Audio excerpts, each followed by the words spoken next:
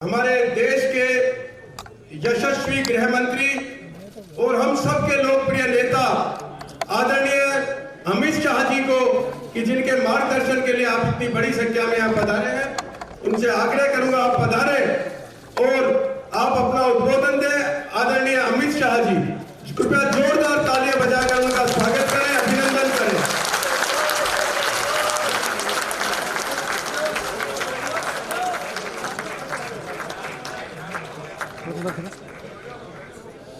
Focus करना है एक बार।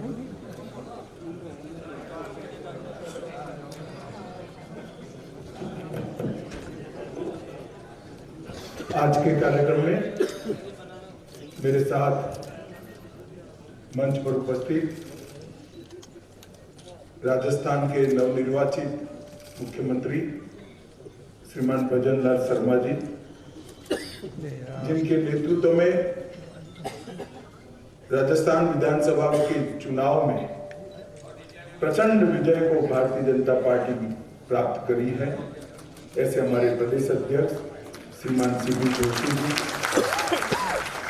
दोनों उप मुख्यमंत्रीगण, मंच पर बैठे हुए राजस्थान सरकार के मंत्रीगण, प्रदेश के पदाधिकारी, जयपुर शहर भारतीय जनता पार्टी के पदाधिकारी और आज इस सभागार के अंदर बड़ी संख्या में उपस्थित जयपुर महानगर के सब प्रबुद्धजनों को मेरा प्रणाम, नमस्कार। आप सबसे पहले तो सुबह से ही मेरा कार्यक्रम आधा पौन घंटा लेट चल रहा है, आपको थोड़ी राह देखनी पड़ी, इसलिए मैं हृदय से क्षमा मांगता हूँ, आप सभी से क्षमा की अपेक्षा भी करता हूँ। मित्रों, आज यहाँ पर मैं आप सब प्रबुद्धजनों के माध्यम से राजस्थान की जनता का धन्यवाद भी करने आया हूं और आशीर्वाद भी मांगने आया हूं। धन्यवाद इसलिए कि 2014 में हम आपके सामने आए, झोली फैलाई, आपने कमल से हमारी झोली भर दी, 25 की 25 सीटें भारतीय जनता पार्टी। 2019 में हम आए, हमने हमारी झोली फैलाई, फिर से एक बार आपने मोदी जी पर भरोसा करा और सभी सीटें, और अभी अभी विधानसभा का चुनाव आया, हम आपके सामने आए, हमने कहा डबल इंजन सरकार बनाइए, राजस्थान के विकास के लिए डबल इंजन सरकार जरूरी है। आपने फिर से एक बार मोदी जी को भरोसा किया और भजन लाल जी को मुख्यमंत्री, और आशीर्वाद इसलिए मांगना है कि 10 साल के अंदर भारत के गौरव को पाताल से आसमान तक पहुंचाने का काम श्री नरेंद्र मोदी जी ने, नरेंद्र मोदी जी ने इस देश की जनता के सामने, इस देश के युवाओं के सामने, इस देश की माताओं के सामने, इस देश के किसान और प्रबुद्धजनों के सामने एक लक्ष्य रखा है। बहुत पिछड़ गए हम, विकास की रेस में काफी पिछड़ गए, अब समय आ गया है दुनिया में सर्वप्रथम भारत हो इसका, और 2047 तक भारत आत्मनिर्भर भी होगा और सबसे पहले भी होगा, ये संकल्प लेंगे। और 10 साल के अंदर मोदी जी ने इसकी नींव डालने का काम किया। 10 साल के अंदर मोदी जी ने देश को बहुत आगे पहुंचाने का काम किया है। ये 10 साल के अंदर कोई स्वप्न भी नहीं कर सकता था, ऐसे असंभव जैसे काम मोदी जी ने समाप्त किए। मित्रों, मैं हमेशा कहता हूं, कोई एक पार्टी की सरकार 25-50 साल रहती है, तब जाकर 2-3 युग परिवर्तनकारी फैसले कर पाती है, कई बार तो ये भी नहीं होते। परंतु मोदी जी ने 10 साल में 50 से ज्यादा युग परिवर्तनकारी फैसले लिए हैं और भारत का सम्मान पूरी दुनिया में है। लोकसभा का चुनाव हमारे सामने है, बड़े बड़े 2 खेमे बने हैं, एक और मोदी जी के नेतृत्व में देशभक्तों की टोली जैसी भारतीय जनता पार्टी और एक और 7 परिवारवादी पार्टियों का घमंडिया गठबंधन इंडी अलायंस, दोनों के बीच में राजस्थान की जनता ने निर्णय किया। मैं मोदी जी ने 10 साल के अंदर क्या परिवर्तन किया, देश को कहां से कहां पहुंचाया बताऊंगा, परंतु सबसे पहले मैं एक बात बताना चाहता हूं कि मोदी जी के नेतृत्व में भारतीय जनता पार्टी का एकमात्र उद्देश्य है सर्वप्रथम भारत दुनिया में सबसे पहला हो, इसके अलावा सामने जो गठबंधन है, 7 पार्टियों का जो गठबंधन बना है इंडी अलायंस, ये क्या है, इनका लक्ष्य क्या है? एक और मोदी जी का लक्ष्य है दुनिया में भारत सर्वप्रथम हो, भारत माता विश्व गुरु के स्थान पर विराजित होकर दैदीप्यमान तरीके से दुनिया का नाम करे। और इनका लक्ष्य क्या है? सोनिया जी का लक्ष्य है राहुल बाबा को प्रधानमंत्री बनाना, लालू जी का लक्ष्य है अपने बेटे को मुख्यमंत्री बनाना, उद्धव जी का लक्ष्य है अपने बेटे को मुख्यमंत्री बनाना, स्टालिन साहब भी अपने बेटों को मुख्यमंत्री बनाने चाहते हैं, मुलायम सिंह मुख्यमंत्री बनाकर गए, संभाल नहीं पाए, फिर से अखिलेश जी मुख्यमंत्री बनना चाहते हैं, ममता जी अपने भतीजे को मुख्यमंत्री। मैं एक बात आज राजस्थान की जनता को पूछने आया,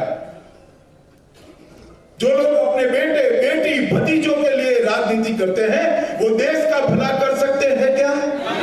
जरा जोर से बोले, कर सकते हैं क्या? देश को, गरीब को आगे बढ़ा सकते हैं क्या? देश को सुरक्षित कर सकते हैं क्या? देश के किसान का भला कर सकते हैं क्या? देश के अर्थतंत्र को सुधार सकते हैं क्या? केवल और केवल अपने परिवार का भला करने के लिए राजनीति में है, और भारतीय जनता पार्टी केवल और केवल भारत का भला करने के लिए। और ये जो परिवर्तन,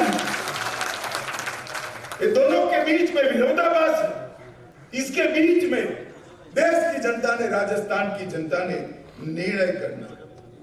मित्रों, मैं बात करना चाहता हूं देश की सुरक्षा की। मोदी जी ने अपने दृढ़ नेतृत्व से देश को सुरक्षित करने का, और इसको जमीन पर हुआ। हम सब ने मनमोहन सिंह का काल देखा था। 10 साल तक पाकिस्तान से हर रोज आलिया मालिया जमालिया घुस जाते थे, बम धमाके करते थे, कोई जवाब नहीं मिला। आपने 14 में मोदी जी को प्रधानमंत्री बनाया, और प्रधानमंत्री बनने के बाद उन्होंने फिर से एक बार हिम्मत कर दी, पुंछ में हमला किया और पुलवामा में भी हमला किया। 10 ही दिन में सर्जिकल स्ट्राइक और एयर स्ट्राइक कर पाकिस्तान के घर में घुसकर दिन में तारे दिखाने। आज पूरी दुनिया में पहले 2 ही देश थे जो अंदर घुस कर जवाब देते थे, अमेरिका और इजराइल। ये 2 देशों की सूची में मेरे और आपके महान देश भारत का नाम है, जो अपने जीवन का सर्वश्रेष्ठ काल मां भारती की रक्षा के लिए सीमाओं पर देते थे। वो फौजियों के लिए 40-40 साल से 1 बैंक 1 पेंशन का वादा किया गया था, पूरा नहीं करते। इंदिरा गांधी से लेकर राहुल गांधी तक 4 पीढ़ी शासन में आई, मगर वादा पूरा नहीं करते थे। मोदी जी ने 4 साल के अंदर ही वादा पूरा कर दिया और लाखों करोड़ों रुपया मेरी सेना के रिटायर्ड जवान और सर्विस के जवानों के बैंक अकाउंट में पहुंच गया। धारा 370, मैंने कई कांग्रेसी नेताओं को सुना है, चंद्रशेखर जी को भी मैंने मेरे मुंह से सुना है कि मुझे क्या बात करते, 370 हटी नहीं सकती, आपका चुनावी नारा है। मैंने चंद्रशेखर जी को विश्वास भी कहा, मैंने बोला कोई तो आएगा और वो भाजपा से ही होगा जो धारा 370 को बना। 70 साल से देश का एक प्रदेश ऐसा था जहां देश का संविधान नहीं था, अलग संविधान, अलग झंडा था। एक जमाने में वहां के मुख्यमंत्री को प्रधानमंत्री कहते थे, वहां के राज्यपाल को सदर रियासत राष्ट्रपति कहते थे।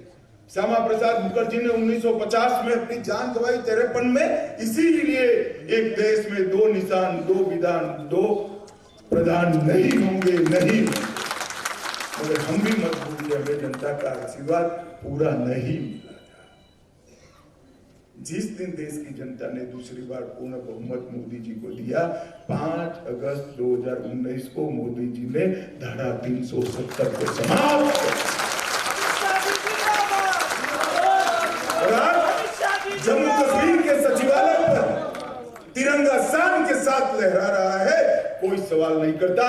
जिस लाल चौक पर झंडा फहराने के लिए मोदी जी को और मुरली मनोहर जोशी जी को 90 के दशक में सेना की सुरक्षा के साथ जाता था, आज आपके छोटे से बच्चे और पोती को भी भेज दीजिए, आराम से तिरंगा लहरा पाएगा। वहां पर जन्माष्टमी भी मनती है, दुर्गा की पूजा भी होती है, और कोई रोक नहीं सकता। तो 30 साल के बाद जम्मू कश्मीर के अंदर सिनेमा हॉल चालू हुए, 30 साल के बाद जम्मू कश्मीर के अंदर मोहर्रम के जुलूस निकले, 30 साल के बाद 2 करोड़ से ज्यादा पर्यटक जम्मू कश्मीर गए, किसी का कंकर चलाने का नहीं। 13 संगठनों को प्रतिबंधित कर दिया और सारे टेररिज्म के इकोसिस्टम को समाप्त करने के काम नरेंद्र मोदी जी ने किया। मैं तो आज आपको कहने आया हूं कि मोदी जी ने 370 हटाई है, मोदी जी को 370 देकर देश की जनता आशीर्वाद। इस देश में देश के लोकतंत्र को 4 नासुरों ने ग्रसित किया: परिवारवाद, तुष्टीकरण, भ्रष्टाचार और जातिवाद। ये 4 नासुरों से कलर देश के जनमत और फैसले आते थे। मोदी जी ने 10 साल के अंदर परिवारवाद को समाप्त किया, जातिवाद को समाप्त किया, भ्रष्टाचार को समाप्त किया और जातिवाद को भी समाप्त करने का था नरेंद्र मोदी। और चारों नासुरों को हटाकर पॉलिटिक्स ऑफ परफॉर्मेंस को एस्टैब्लिश किया। जो देश के लिए काम करेगा वो ही देश में राज करेगा, इस सूत्र को उन्होंने स्थापित कर दिया। जातिवाद, तुष्टीकरण, परिवारवाद और भ्रष्टाचार के पैसों से चुनाव लड़ने वाले आज मजबूर हो गए हैं, अकेले मोदी जी को हरा नहीं सकते। ऐसे मंच पर मनमेल न होने के बावजूद लाइन में बैठकर इंडी अलायंस का नाम देकर फोटो अपॉर्चुनिटी कर रहे हैं। मगर मनमेल नहीं है, न सिद्धांत है, न नियत है, न नेता है। कोई नेता तय नहीं कर सकता, कोई बनने के लिए भी तैयार नहीं है, क्योंकि परिणाम निश्चित है। देश की जनता ने तय कर लिया है 400 पार का फैसला देश की जनता ने। इन लोगों के नेतृत्व में देश की विरासत को भुलाने का बहुत बड़ा प्रयास हुआ। मोदी जी ने लाल किले की प्राचीर से कहा कि हम देश की जनता एक फैसला करे कि गुलामी की सारी निशानियों को इस देश से उखाड़ कर फेंकेंगे। इस देश की जनता ने एक सामूहिक इंफीरियरिटी कॉम्प्लेक्स, हीन भाव से ग्रसित होने की जरूरत नहीं है। भारत सब कुछ कर सकता है, भारत गौरव के साथ दुनिया में आगे। कांग्रेस ने भी हमने राजपथ, जो पंचम जॉर्ज के आने पर जिसका नाम रखा गया था, किंग जॉर्ज, पंचम जॉर्ज के आने पर ये राजपथ का नाम बदलकर, क्योंकि हम डेमोक्रेसी में है, नागरिकों के कर्तव्य से ही देश का भला हो सकता है, उसका नाम कर्तव्य पथ रखा। उन्होंने रोक नहीं पाया। हमने पुरानी संसद की जगह नवी संसद बनाने का काम किया। एक भव्य संसद के अंदर 21वीं सदी भारत का लोकतंत्र का मंदिर बनाने का काम किया। कांग्रेस ने इसका भी बहिष्कार किया। हमने तय किया कि सोमनाथ के मंदिर को सोने का बनाएंगे, इसका भी उन्होंने विरोध किया। हमने केदार धाम और बद्री धाम को पुनर्जीवित किया, इसका भी विरोध किया। हमने महाकाल लोक बनाया, इस पर भी आरोप किया।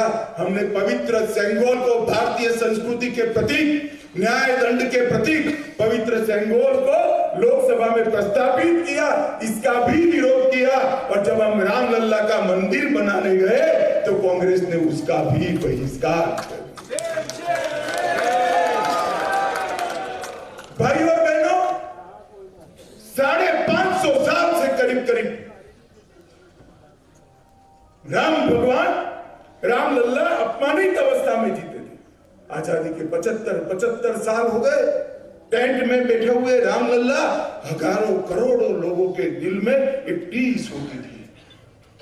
करोड़ों राम भक्त सिसकियां लेते थे, और एक दिन अदालत का फैसला आया, शांतिपूर्ण तरीके से मोदी जी ने इसका भूमि पूजन किया, और 22 जनवरी 2024 को मनोहरी रामलल्ला के स्वरूप में प्राण भूकर प्राण प्रतिष्ठा करने का काम किया।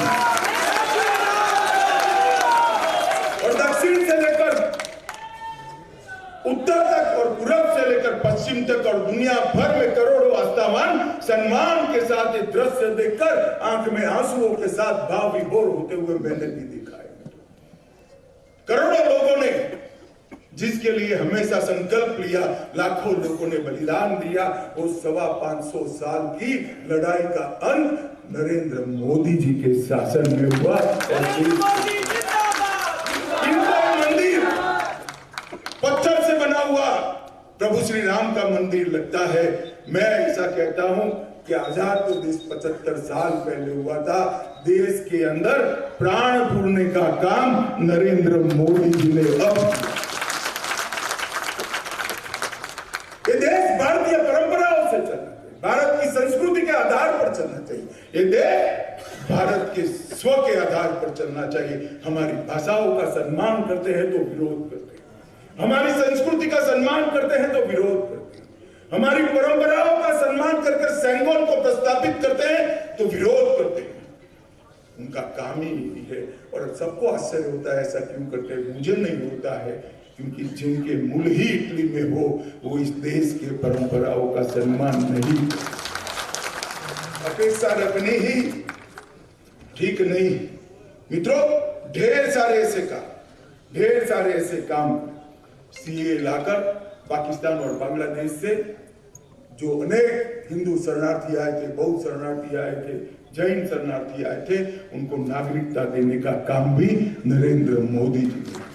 वर्षों से इस देश में ट्रिपल तलाक होने के कारण मुस्लिम माताओं बहनों के साथ अन्याय होता था।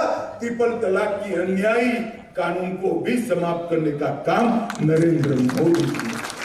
सरदार पटेल, मौलाना आजाद और जवाहरलाल नेहरू, राजेंद्र प्रसाद, ये सभी कहकर गए थे इस देश में समान नागरिक कानून होना चाहिए, यूसीसी होना चाहिए।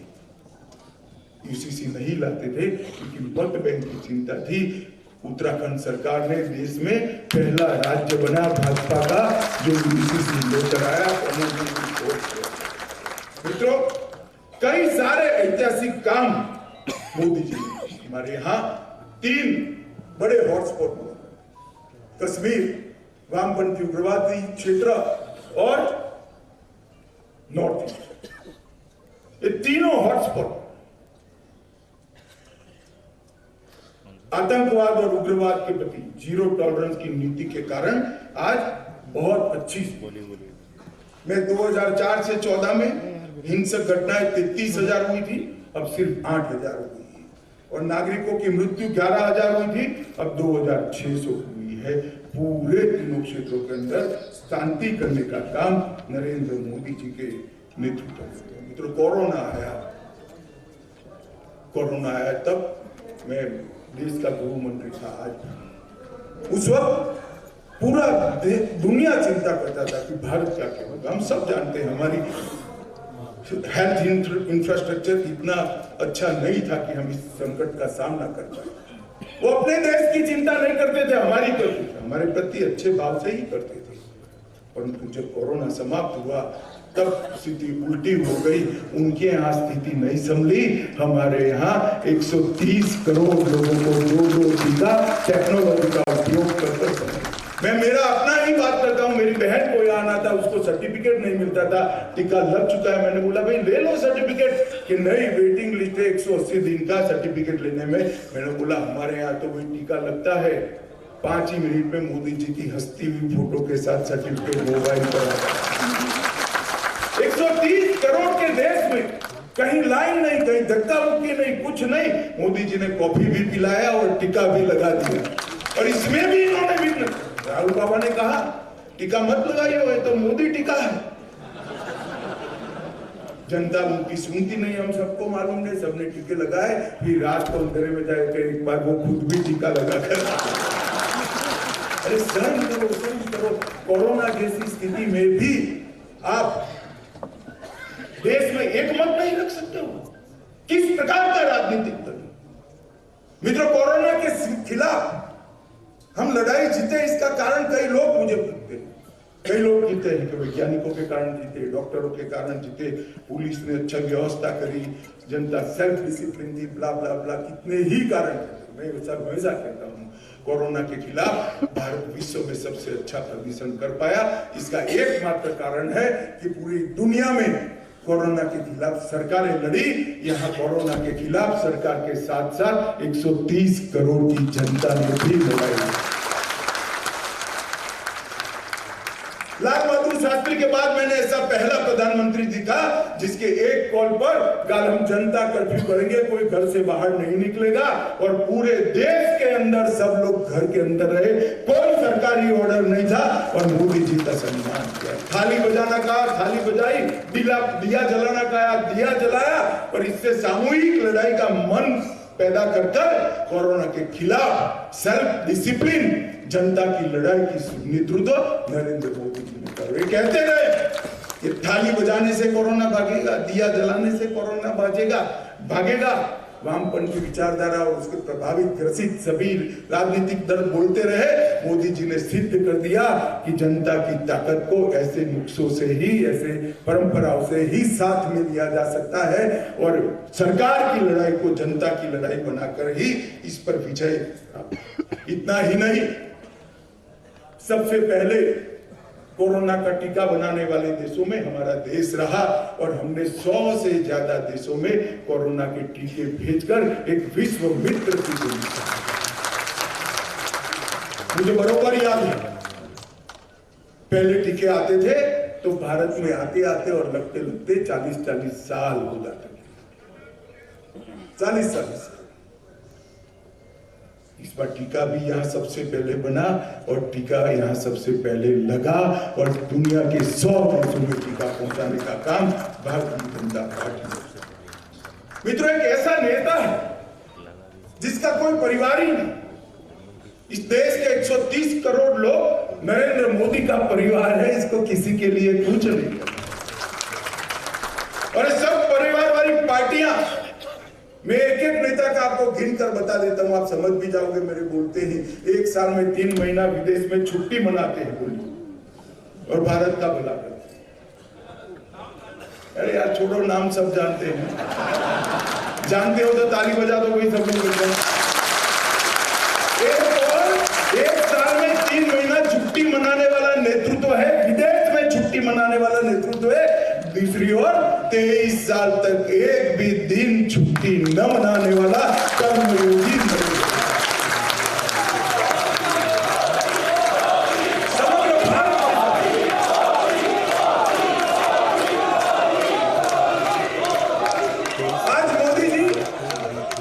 आज मोदी जी अपने परिवार की सोचते तो देश के 60 करोड़ लोगों को 5 किलो अनाज हर महीने मुफ्त नहीं मिलता। देश की 12 करोड़ माताओं का चूल्हा धुआं मुक्त नहीं होता। देश की 13 करोड़ बहनों को, परिवारों को शौचालय नहीं मिलता। 3 करोड़ लोगों को घर नहीं मिलता और इसके साथ साथ देश के 60 करोड़ लोगों को 5 लाख तक की दवाइयां मुफ्त नहीं मिलती। इस सभागार में जो लोग बैठे हैं उनको लगेगा कि क्या अमित भाई इस जमाने में शौचालय की बात करें, शौचालय की समस्या है। मगर मैं आज इस सभागार में कहना चाहता हूं, एक बार शौचालय का डक्टिंग बिगड़ जाए तो आपको मालूम पड़े कि शौचालय के बगैर क्या होता है। 4 पीढ़ियां इनकी शौचालय के बगैर चली गई। आजाद हो गए, 70 साल हो गए, वो माँ को शौचालय नहीं मिला था, वो किशोरी बेटी को शौचालय नहीं मिला था। हर रोज शर्म महसूस करनी पड़ती थी।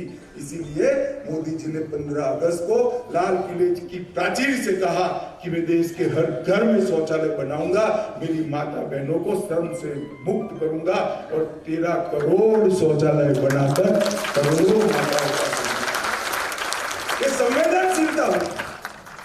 मजाक उड़ा रहे थे कांग्रेस के नेता, शौचालय की बात करते, वो भूल गए महात्मा गांधी कांग्रेस के सर्वोच्च नेता, पूरे देश के राष्ट्रपिता, उन्होंने स्वच्छता और शौचालय की सफाई की थी। वो भूल गए, वो संस्कार चला गया और नरेंद्र मोदी ने वो संस्कार को जमीन पर उतारने का काम किया। मित्रों, कई सारे लोगों को ऐसा लगता है कि मोदी जी वादे करते हैं। मैं आज आपको कहना है, मैं नजदीक से उनके गुजरात के मंत्रिमंडल में भी रहा हूँ, पार्टी का अध्यक्ष भी उनके साथ ही रहा। मोदी जी जो कहते हैं वो करते हैं। इन लोगों ने 10 साल में भारत के अर्थतंत्र को चौपट कर दिया।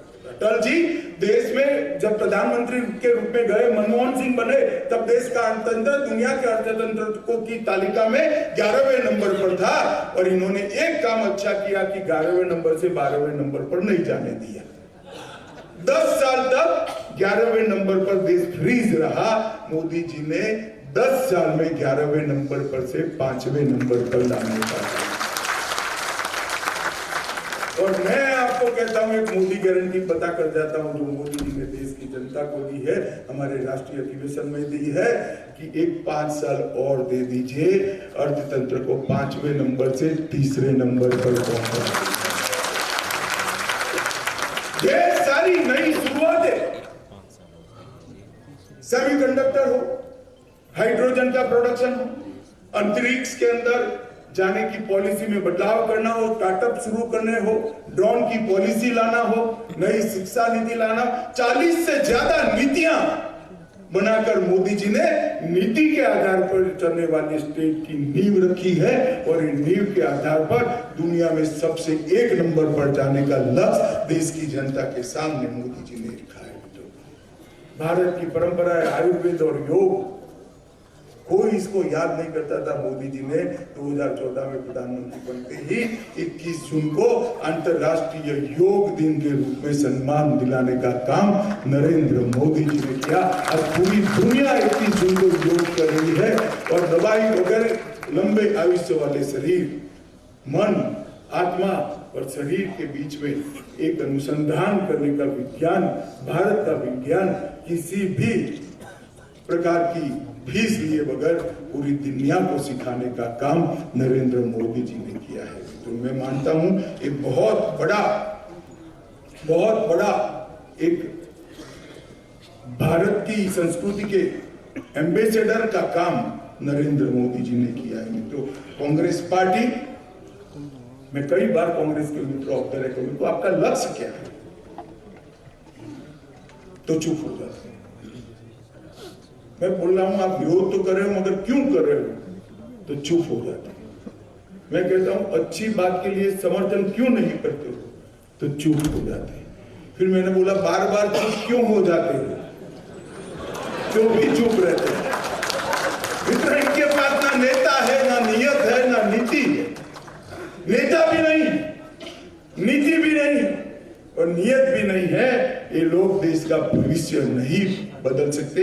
ये लोग देश को नहीं बदल सकते। और जब मैं बात करता हूं राजस्थान की, तो मोदी जी ने राजस्थान में गहलोत सरकार होने के बावजूद भी आजादी के बाद सबसे ज्यादा राजस्थान के विकास के लिए कोई 10 साल में काम हुआ है तो नरेंद्र मोदी के शासन में, बीजेपी के शासन। मैं आज सार्वजनिक कार्यक्रम है श्री गहलोत को आंकड़े कहकर जाता हूं, गहलोत साहब हिम्मत हो तो इसका जवाब देना प्रेस कर 2004 से 14 यूपीए की सरकार थी, सोनिया मनमोहन की सरकार थी। डिवोल्यूशन फंड और ग्रांटिंग एड में आपने राजस्थान को 1,61,00,000 रुपया दिया था। जरा जोर से बोलो कितना? मोदी जी ने 14 से 23 9 साल के अंदर 10वां साल बाकी है, आपके 1,61,00,000 के सामने, अरे सॉरी 1,61,000 करोड़ का दिया था और आपके 1,61,000 करोड़ के सामने 6,24,000 करोड़ रुपया की सीधी ग्रांट। इसके साथ साथ 70,000 किलोमीटर से लंबी शहरी और ग्रामीण और नेशनल हाईवे की सड़कें बनाई। इसके साथ साथ 6,000 करोड़ का कोटा में ग्रीनफील्ड हवाई अड्डा मंजूर किया। उड़ान योजना में बीकानेर, जैसलमेर और किशनगढ़ के हवाई अड्डे शुरू किए। लगभग 500 करोड़ से जयपुर का नया हवाई अड्डा बनने जा रहा है और लगभग 35 लाख यात्री हर साल जयपुर आए, इस प्रकार का प्लानिंग किया है। 57,000 करोड़ रुपया केवल और केवल रेलवे के लिए आवंटित किए। 10 नए रेलवे स्टेशन करे और विश्व स्तरीय 10 नए रेलवे स्टेशन जयपुर में बनाने का काम भारतीय जनता पार्टी की सरकार ने किया। 1,100 करोड़ रुपया जयपुर की मेट्रो के लिए दिया और राजस्थान की पहली वंदे भारत ट्रेन अजमेर से दिल्ली कैंट तक चालू करने का काम नरेंद्र मोदी जी ने किया। और इसके साथ साथ 9,000 करोड़ रुपया स्मार्ट सिटी के लिए दिया। 4,500 करोड़ रुपया महसाणा भटिंडा गैस लाइन के लिए दिया। लगभग 2,000 करोड़ रुपया पेयजल आपूर्ति के लिए दिया। ये सारा 6,46,000 करोड़ से अलग है। और गहलोत साहब हिम्मत है तो आपका हिसाब लेकर आना, ये विकास नहीं कर सकते। ईस्टर्न इरिगेशन योजना आपकी कब की समाप्त हुई? भजन तो हमारे भजनलाल अभी मुख्यमंत्री बने हैं, 5 साल से सहलाते रहे, इसने 1 ही महीने में इसको समाप्त कर राजस्थान के पूरा जिले के जिले के काम की तरफ, क्योंकि ये काम करने वालों की सरकार है, काम करने वालों की पार्टी है, देश के लिए सोचने वाली पार्टी है, देश के लिए मरने वाले कार्यकर्ताओं से बनी हुई पार्टी। और मैं आज राजस्थान के जनता को आपके माध्यम से कहकर जाता हूँ मित्रों, इस बार निश्चित 400 पार होना है। मैंने अभी सुबह ताली मत बजाओ, सुबह मैंने कार्यकर्ताओं को कहा कि रिकॉर्ड बनाना बड़ा सरल होता है। 2 बार आपने रिकॉर्ड बना लिया, 25 की 25 दे दी, रिकॉर्ड को टिकाना बड़ी दिक्कत होती है। इस बार भी 25 देना है। देंगे क्या? जोर से बोलिए, देंगे? मोदी जी के नेतृत्व में 400 पार करेंगे, भाजपा 370 पार करेगी, मोदी जी तीसरी बार प्रधानमंत्री बनेंगे, 2047 में विकसित भारत बनाने का संकल्प हम लेते हैं,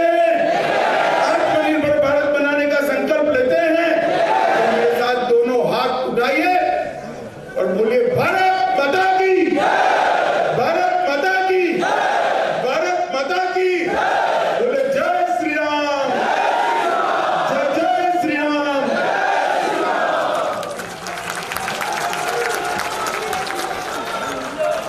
बहुत बहुत आभार माननीय गृह मंत्री जी का। एक बार दोनों हाथ उठाकर माननीय अमित शाह जी की उपस्थिति में फिर एक बार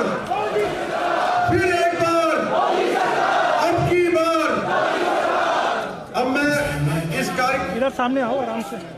अब मैं इस कार्यक्रम के संयोजक श्री डॉक्टर SS अग्रवाल से आग्रह करूंगा कि कृपया धन्यवाद ज्ञापित करें।